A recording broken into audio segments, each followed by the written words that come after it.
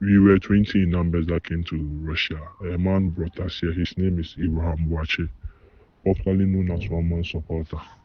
He brought us here. He told us that there is a security job and then farming agricultural job in Russia which will be paying a lot. So if we are interested, we should come. And he said, we asked him more about the security work, and then he said that the security work is like maybe when you go to a bank, you see a security sitting in front or standing in front of the bank. When you go to an office, you see a security man there in front of a house, maybe a rich man's house or a rich woman's house. You see a security guard over there. That was the security he told us about. But then the military in Russia will train us for 2 to 3 months. So we agreed, and then we paid our plane ticket, and then visa fees, and we came. They brought us to Russia, and then our first place was in Kostroma. There is a state in Russia called Kostroma. That was where we were. And then this military people came, and then they brought a contract. They brought a contract for us to sign, and then we called this man. He wasn't around at that time. He was in Moscow. We called him and told him that the military people have brought a contract for us to sign.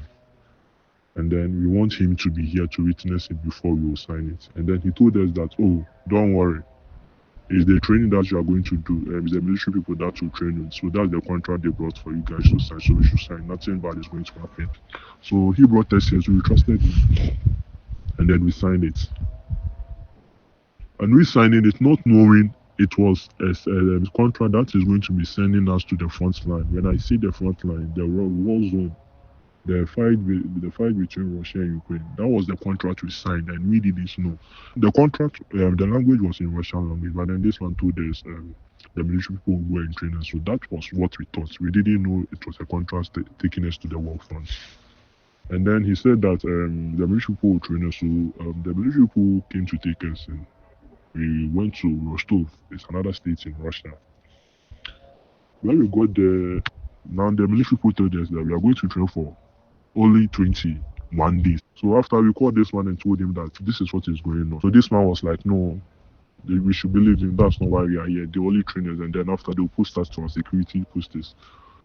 When our pay came, he said that we should give him percentage of his money. And before we all agreed in Ghana that each month our salary counts, we'll give him 25%. So he came with his friend agents, and then we gave him 130,000 rebels. When our salary came, it was 400,000 rebels. When they came to take 130,000 rebels, when he came, we were still complaining to him that where we are, we don't like it because this is what these people are saying. We don't like it, so you should take us back to Ghana.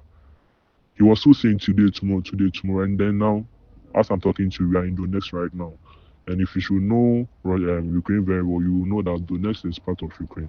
And now, out of the 20, 4 people didn't sign because they said they are waiting for 1 month to be there before they will sign it. So they didn't sign. And then the 16 of us signed. And then the 16 of us that signed, 2 people didn't fill, and 2 people didn't pass the medicals. 2 people didn't pass the medicals, so it was left with 14. So they brought us 14 over here. And now, as I'm talking to you, out of the 14, they've taken 7 to the front line.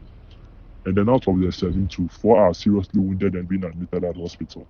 So yeah, here we are. Please kindly come and help us and remove us from here. We want to go back to our country.